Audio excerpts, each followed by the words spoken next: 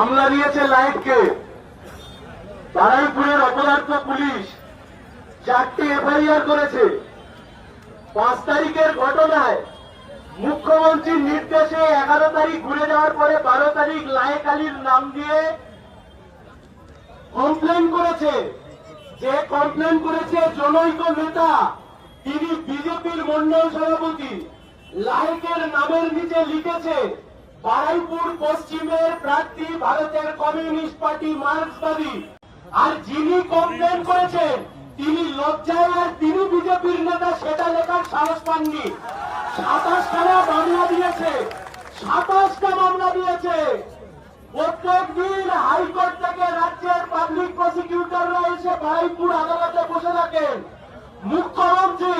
মুখ্যমন্ত্রীর পেটোয়া সাংবাদিক, আরএসএস, বজরং দল, প্রশাসন, টপমোস্ট সব র্যাঙ্কের পুলিশ অফিসাররা, পাবলিক প্রসিকিউটর সবাই মিলে দাঁড়িয়ে আছে।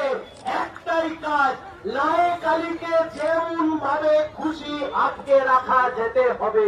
আমরা খালি একটাই কথা বলতে পারি, তুমি ঘুঘু দেখেছো, তুমি ফাঁস দেখোনি।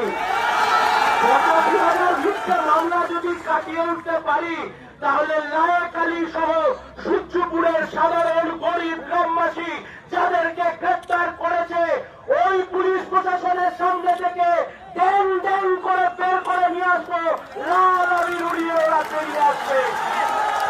গতকাল আদালতে দাঁড়িয়ে ওরা বলেছিল সব মামলার সংযুক্তিকরণ করতে হবে, সব মামলাকে এক জায়গায় নিয়ে আসতে হবে। মুখে ঝামা ঘষে দিয়েছি আমরা, পারিনি গতকাল। অপেক্ষা করুন, 7 থেকে 10 দিন লাল আবির মাখবো, লায়েককে সাথে নিয়ে ওই সূর্যপুরের দিকে একসাথে মিছিলে হাঁটবো। আমরা আক্রমণ করিনি, আমরা আক্রমণ করিনি, কিন্তু কমিউনিস্ট পার্টি করতে গিয়ে বুঝেছি আক্রমণ যদি ধেয়ে আসে ও আক্রমণের শেষের উপসংহার আমরাই লিখবো, বিজেপি আরএসএস লিখবে না। পাবলিক প্রসিকিউটর অনেক কিছু বলেছে, শুধু 10 সেকেন্ড বলে দিচ্ছি। এমন আভাব মনে হচ্ছে যেন ইরান আর আমেরিকার যুদ্ধ, সব কিছুর জন্য লায়েক আলী দায়ী।